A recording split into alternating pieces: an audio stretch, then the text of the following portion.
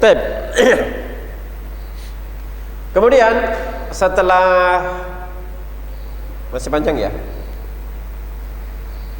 Setelah ketemu Nabi Adam dan Hawa, akhirnya apa? Mulai Hawa hamil, melahirkan anak kembar. Siapa? Anak yang pertama kembar siapa, Mbak? Anaknya Nabi Adam sing pertama lahir kembar lanang wadon siapa? Mas Beni? Siapa? Aduh, Qabil dan Habil bukan. Qabil punya saudara kembar wanita namanya lupa. Bisa jawab boleh pulang.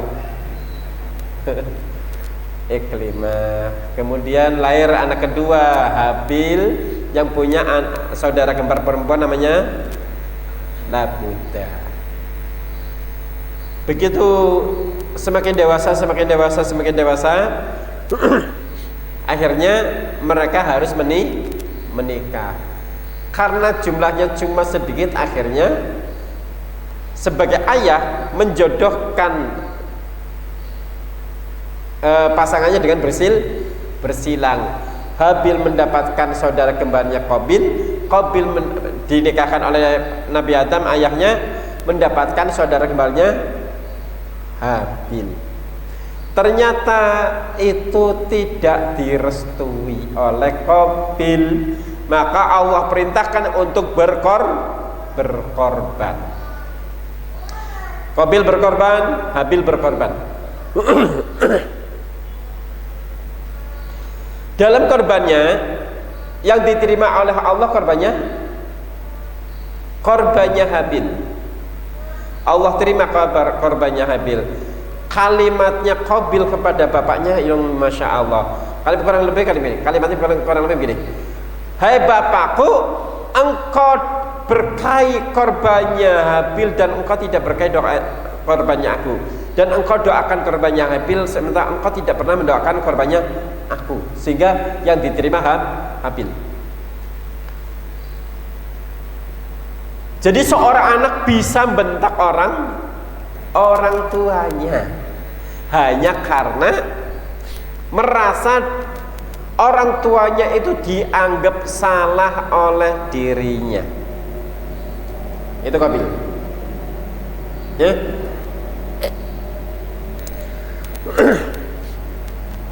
Ada nggak bocah sing bentak orang tua? Coba saiki.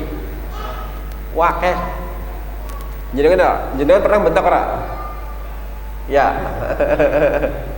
Pernah bentak orang tua? Pernah ngelawan ke orang tua? Pernah berkata kasar sama orang tua?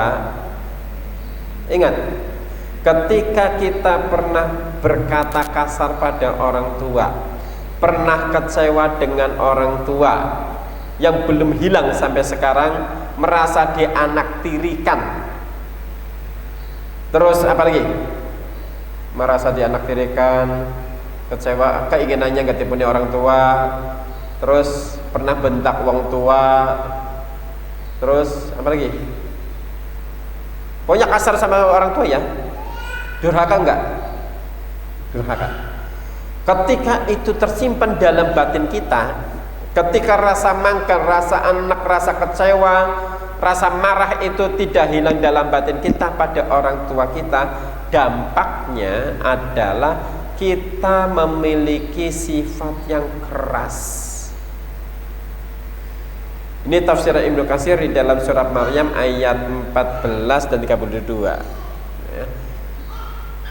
Di situ dimuatkan, Ibnu Katsir menjelaskan, tidaklah engkau mendapati seseorang yang durhaka kepada orang tuanya kecuali berwatak keras dan angkuh.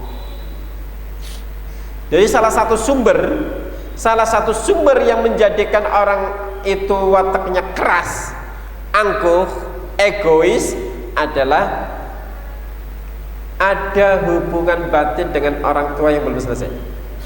Pernah bentak orang tua, pernah tidak ridho dengan orang tua, pernah masih menyimpan kekecewaan dengan orang tua.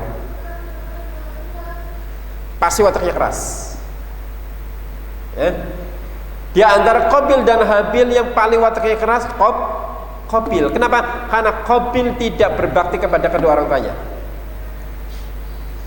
Habil itu lembutnya luar biasa. Kenapa? Karena Habil itu baktinya luar biasa sama orang tuanya. Dan silahkan jenengan cek semua orang yang wataknya rata-rata keras. Kalau bukan karena pernah main pernah main tenaga dalam, misalnya bukan masalah itu. Kalau memang asli itu watak itu muncul karena di antaranya ada pendurhakaan pada orang tua. Kalau itu ada pada kita, obatnya gimana?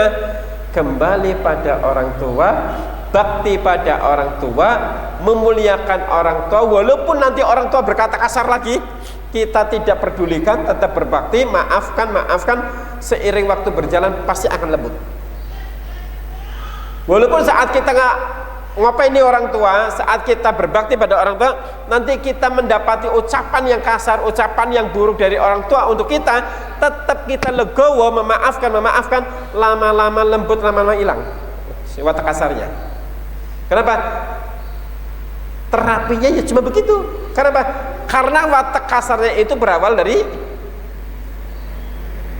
batin yang tidak nyaman dengan orang tua.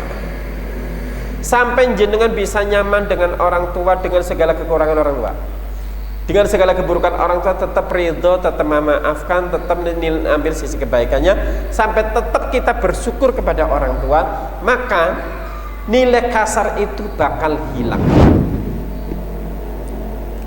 Tip.